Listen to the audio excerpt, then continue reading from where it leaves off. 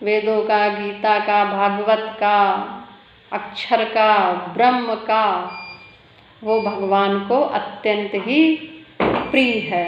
अन्यथा व्यक्ति जो है कुछ न कुछ नुकसान कर जाता है, अपना भी अन्य का भी।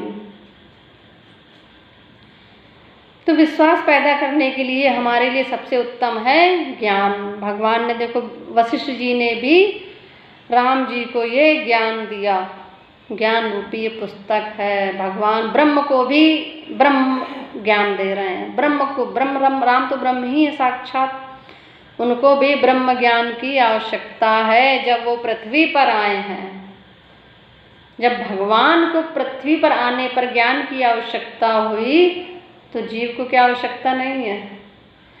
तो जिनके श्रवण समुद्र समाना, कथा तुम्हारी सुभग सरि नाना, यानी कि जिनके श्रवण कैसे हो गए, समुद्र के समान, यानी कि बार बार कथा सुननी है, बार बार बार बार सुनते रहो, सुनते रहो, सुनते रहो। बहुश्रुत, जिसने बहुत सुना है, बहुत सुना है, बहुत सुना है, बस वो ही केवल एक अच्छा बोल सकता है। जिसने सुना ही नहीं है वो बोल नहीं सकता अच्छा। सुनना अत्यंत आवश्यक है।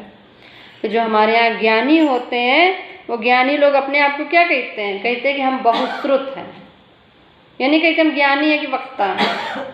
उन्होंने सुना बहुत है, बहुत वेदों को, ग्रंथों को, संतों को, महात्माओं को, भागवत को बहुत सुना है, बहुत सुना है, इसलिए तब ज्ञान हुआ है। सुनने से ही ज्ञान जो है ज़्यादा पक्का होता है, साथ में रहने से उतना पक्का नहीं होता है। गरुड़ जी को भी मोह हो गया था। कहते हैं कैसे राम है जो अपनी सीता के लिए पीछे पीछे घूम रहे हैं, हाय सीता, हाय सीता, हाय सीता कर रहे हैं। चलने दो, चलने दो। तो गरुड़ जी को भी जो है फिर भगवान ने सत्संग सुनाया है। सत्संग कितनी आवश्यकता है।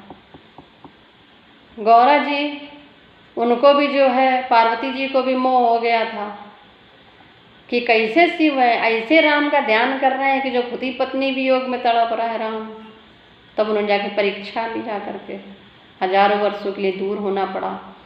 फिर शिव ने भी जो है पार्वती को भगवान की महिमा का सत्संग सुनाया है, ज्ञान दिया है ना। ज्ञान की ये महिमा है। बिना ज्ञान के, जिसने सुना ही नहीं भागवत है, गीता सुनी ही नहीं है, जिसने कभी पढ़ी ही नहीं, कभी जाना ही नहीं, सत्संग में कभी गया ही नहीं है, भागवत में कभी बैठा ही नहीं है, भगवान की कभी कोई पुस्तक उठा के चर्चा ही नहीं करी है भगवान के गुणों की, तो उसको क्या महत्व है? कोई महत्व नहीं है। आजकल के हर आदमी बस इंस्टेंट चीज़ चाहता है कि तुरंत पकाओ, तुरंत खा लो, तुरंत बस फल मिल जाए, तुरंत वाला चाहता है ना, मैगी की तरह तुरंत ही बस 2 मिनट में बने, तुरंत पेट भर जाए, बढ़िया स्वाद भी मिल जाए, बस वही चाहता है कि हम ऐसा काम करें।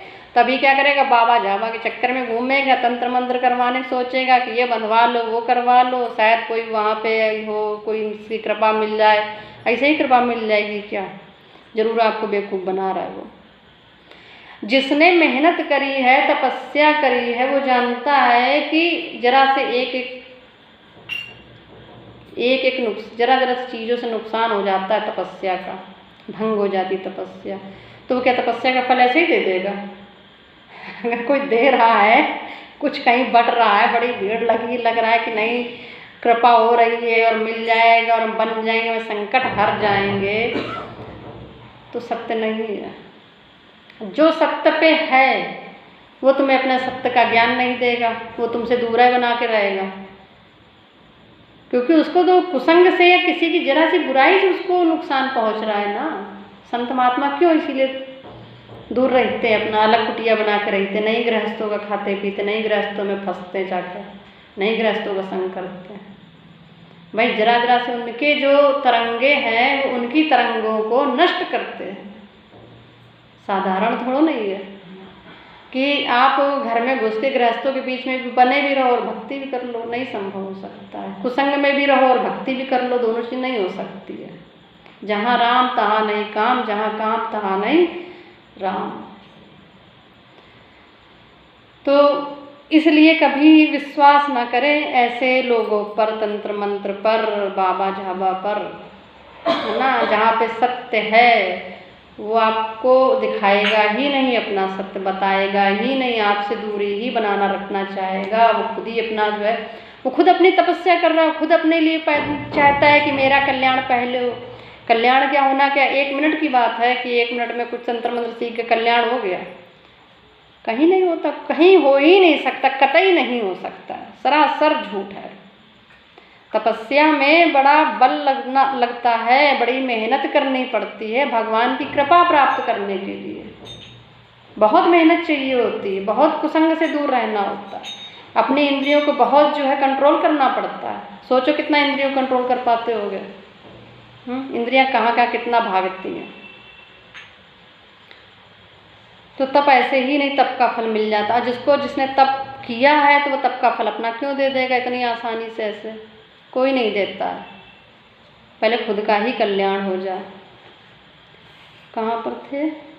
इसलिए जगत का साक्षी से पृथक प्रतीत न होने के कारण सच्चिदानंद रूप से ही उसकी स्थिति है। शांत, सर्वात्मक, जन्म रहित, अदिति, आदि और मध्य से सुनिर्द्वंद, माया के कार्य से रहित, जगत रूप में नाना सा प्रतीत होता हुआ भी वास्तव में एक विशुद्ध ज्ञान स्वरूप अजन्मा सच्चिदानंद घन ब्रह्म ही है।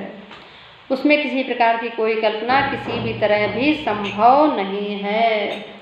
तो भगवान क्या है? कह रहे हैं निर्द्वंद है। जहाँ पर